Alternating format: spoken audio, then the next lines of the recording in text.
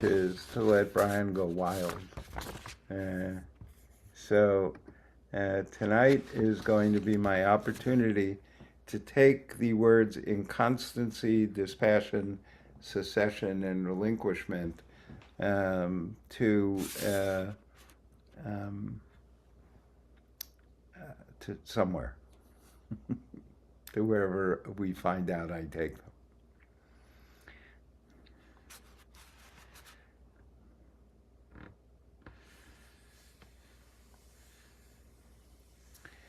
Inconstancy um, uh,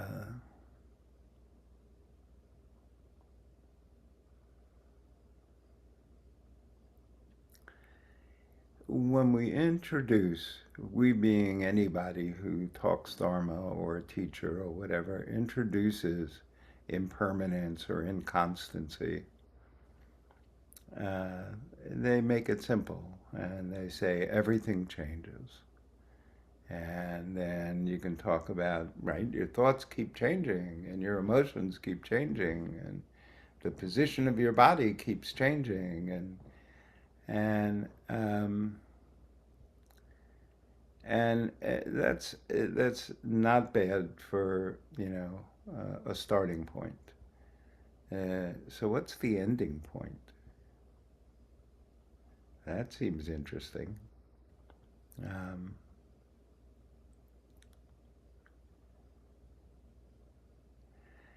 I will admit that a couple of days ago, or more, when I was really sick, all of this made tremendous sense, and I could think of the language quite easily. And now that I'm healthier, it's hard.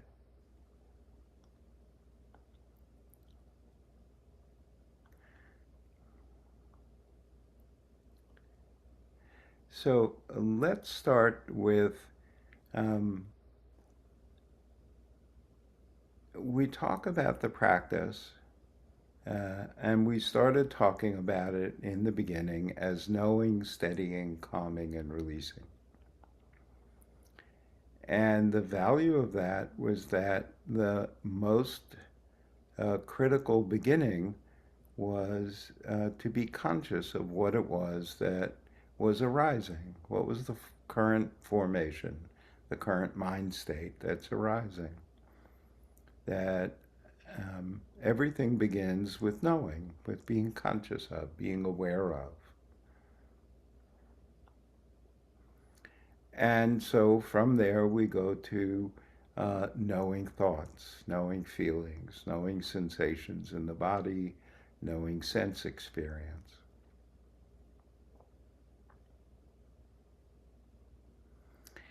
And then the teaching moves next to saying, and they are not you. The thoughts are not you, the feelings are not you, the sensations in the body are not you.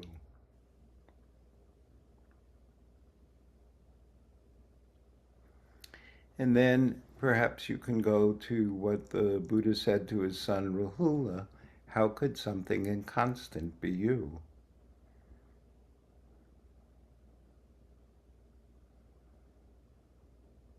And I thought, okay, it's not enough. There's more.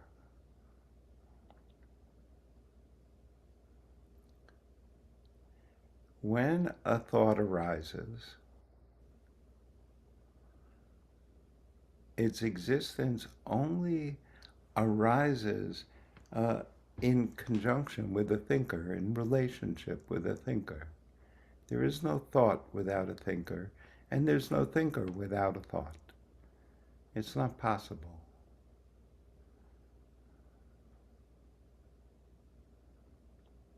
There's no sound without a hearer. There may be something, but it's not a sound. A sound requires being heard to become a sound. The sound is our perception of an organic experience. that is connected, or is the connection between, and then that's the question, between what? What is it the connection between? Well, of course, the Buddha teaches in his great sutta that Scott loves that there is no hearer and there's nothing heard. There's no seer and nothing seen. There's only the relationship. But that's not exactly enough right there, because then it would imply that the relationship itself is constant, even if it's momentary. It would imply that the relationship has some duration, even if it's only measured in microseconds.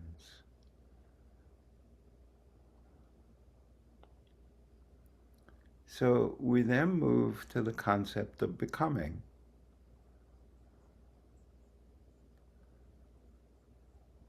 I've always loved that Norman Fisher says, um, there is no now, there's only becoming. That what you are right now is becoming something else. You are never what you are right now, you're always becoming something else. This is inconstancy. The, the nature of becoming is inconstancy.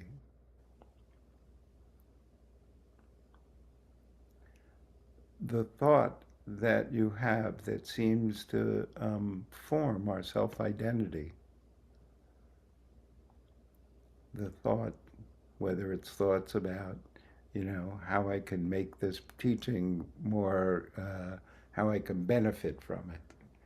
That's the spiritual materialism, right? It doesn't matter what the thoughts are. Putting aside the content, the thoughts themselves create a sense that there's someone here doing this thinking. There's no one here doing this thinking. There's no one here doing this seeing. There's no one here doing this tasting, this smelling, this touching. None of it.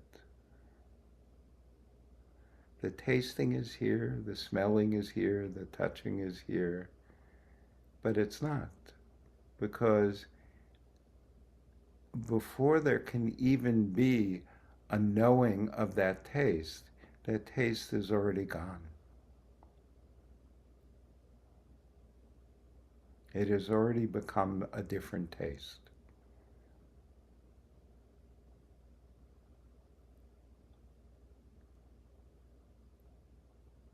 So in this, working through some examples in language, I'm pointing to like when this occurs and then that occurs. But there are tens of millions of things occurring. There's not just one hearing, you're hearing many. There's not just one seeing, there's seeing many, tasting many, smelling many, feeling many. The complexity, the vastness of all that is becoming that forms for us a self-identity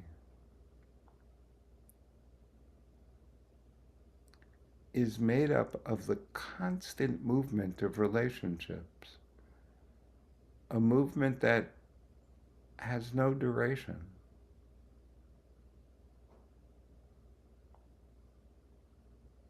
We have no duration. We create a sense of duration. That's this manas that, Vasubandhu and Thich Nhat Hanh talk about. That's this sense that there's a duration, that there's something continuous.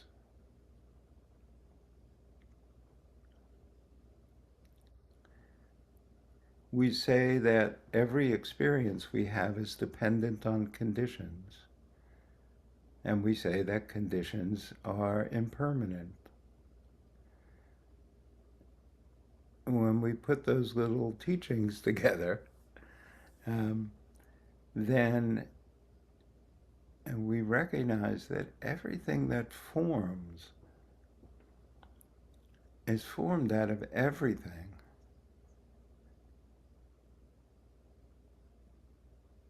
And then it changes.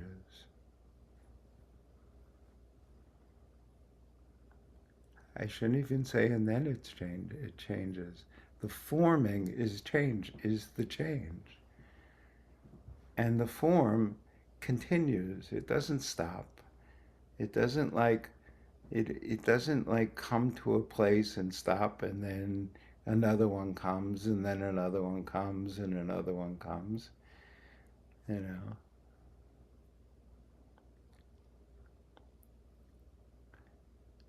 Whatever is seen and heard and felt and tasted and touched and thought, whatever emotions arise, whatever sensation in the body arises, whatever self identity arises,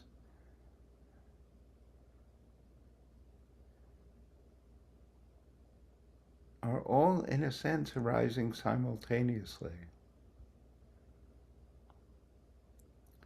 And in the vastness of all of this constant arising, constant becoming, um, is the perception of Brian or Paul or Emmy.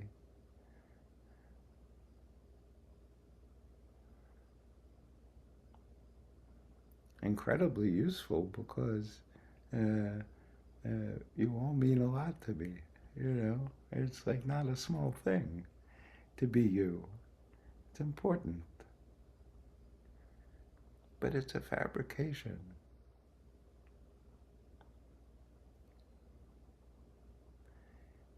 When it says, I will breathe in focusing on inconstancy,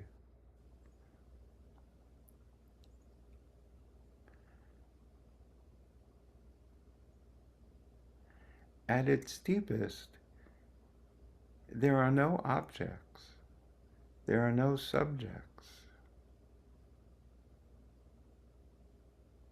there is nothing but but inconstancy. That's what's happening. Is is is endless movement, the infinite dance that never ends, that never began, that has no limits in space or time, that's interconnected everywhere.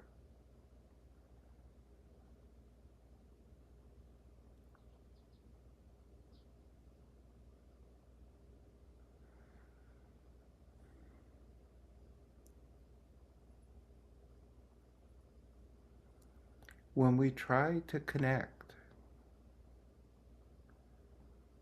um, it hurts.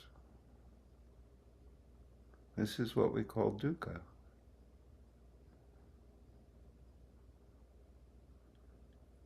When we rest in inconstancy, this is what we call nirvana.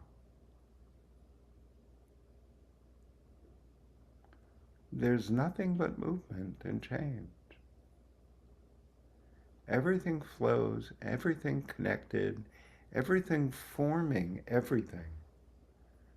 Everything forms everything.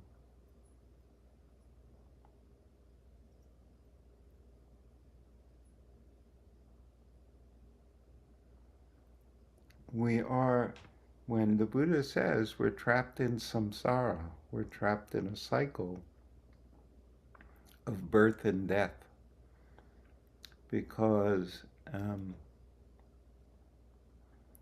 we create the forms that surround us and embody us,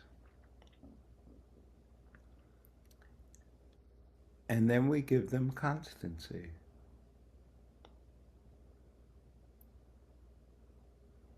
That's why becoming in the cycle of dependent origination is before birth.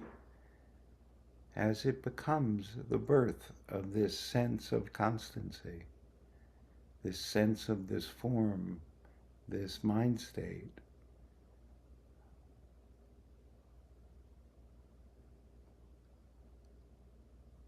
and with birth comes death because, oh, right, there is no constancy.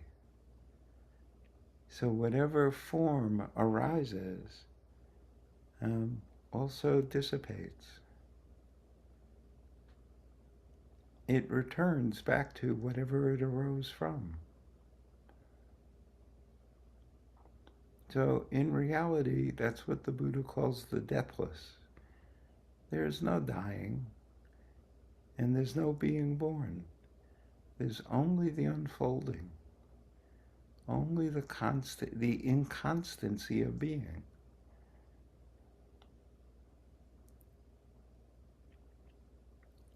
I am awake to the Buddha's phrase around old age, sickness, and death, um, and the lamentation and sorrow that comes with. It's very vivid. And it's all based on the delusion of constancy. There is no constancy. There's nothing here other than movement and flow. There is nothing here other than connection to everything. There's no separation.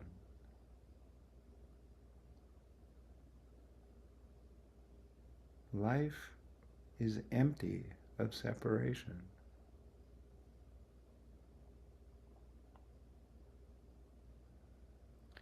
So we focus on inconstancy so that we can experience this. And the only way to experience this is through that practice of letting go of the sense that all that arises is me. This body is me, these thoughts are me, these feelings are me, they're mine. The Buddha has a great way of phrasing it, well, do you think it's the whole of you? Do you think it's a part of you? Do you think you're a part of it? All of these variations. And of course, the answer to all of them is no. No. We're created. We're like this.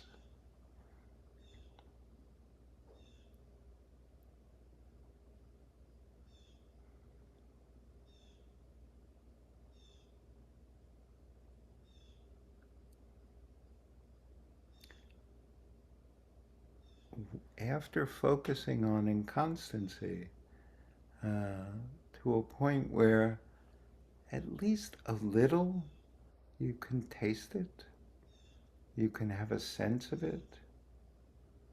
Um, the phrase that I like the most is that you can see clearly that the cessation of becoming is unbinding.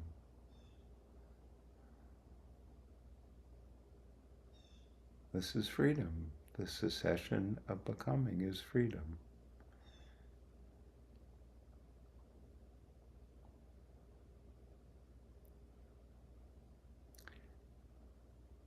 In that place where inconstancy is seen, is known,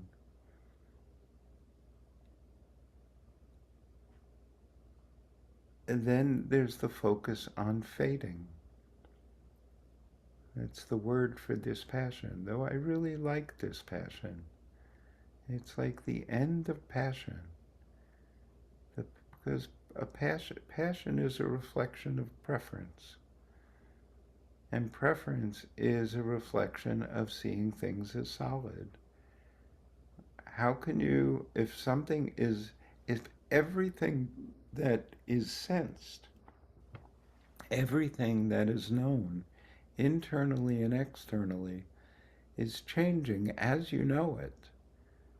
What you know, what you perceive, what you are aware of is already gone. Because our perceptual system takes time. However brief that time is, it takes time. So whatever came in through the sense doors and is perceived and interpreted is something that already is gone. So how passionate can you get about that? Because it's already fading. Whatever it is, you see the sunset, it's already fading. Someone says something hurtful, and what they said is already over. And the response you had to it is already gone. Where's the, where, if you rest in inconstancy, dispassion is just natural because the fading is so obvious.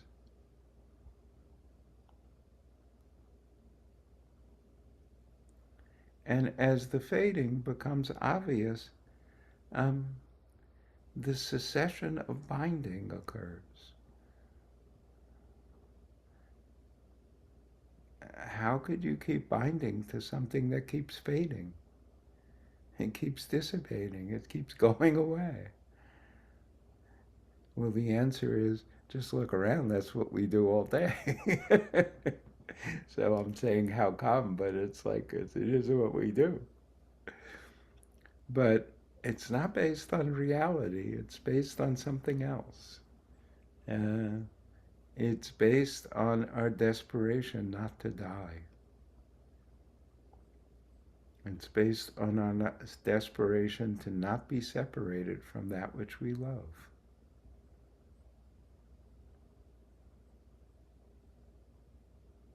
And, you know, as with all of the Buddha's teachings, it's not that you're supposed to stop loving. It's not that you're supposed to, um, it's that you're supposed to be mindful. You're supposed to know that these feelings, these passions, these beliefs, these stories, these attachments, these loves are what they are.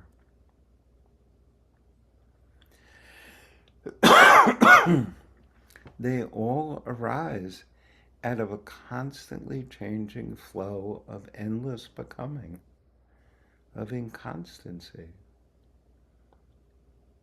of fading.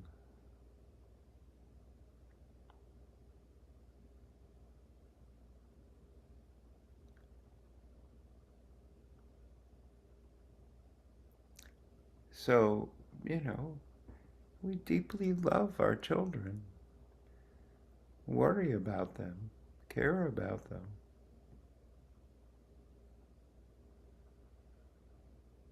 And this is a natural thing for a form to do, you know, whether you're a dandelion or a human being.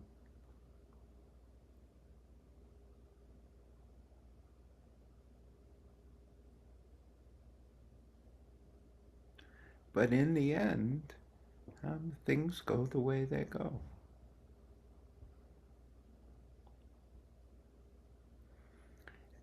And when we rest deeply in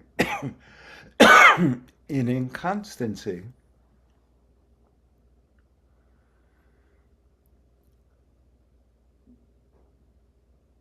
then we don't get passionate about the change, about the way that, let's say, our children are becoming. We don't get angry. We don't pull and push. Instead, we offer wisdom and support and caring and love.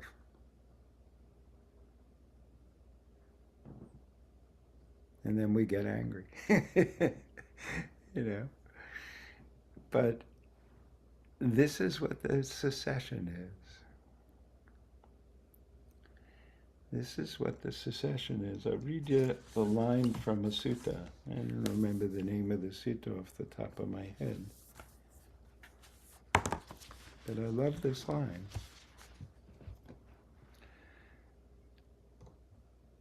I have seen properly with right discernment, as it actually is present, that the cessation of becoming is unbinding. I'll read that again. I have seen properly with right discernment, as it actually is present, that the cessation of becoming is unbinding.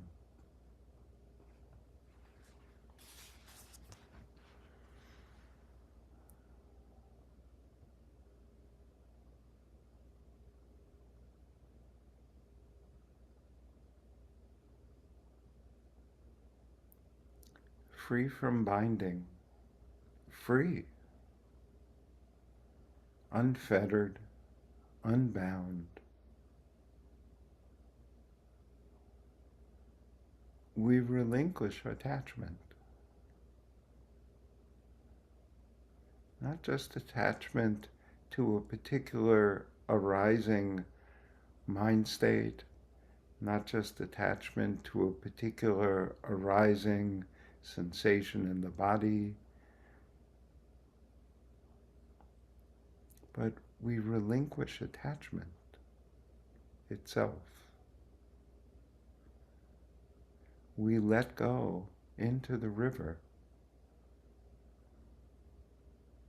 We are inconstant.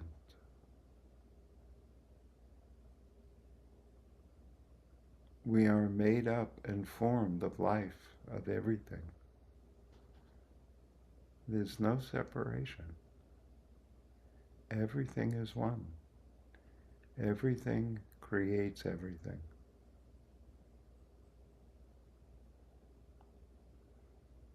We relinquish separateness.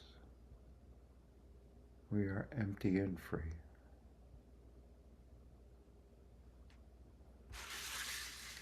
So that's what I wanted to say today.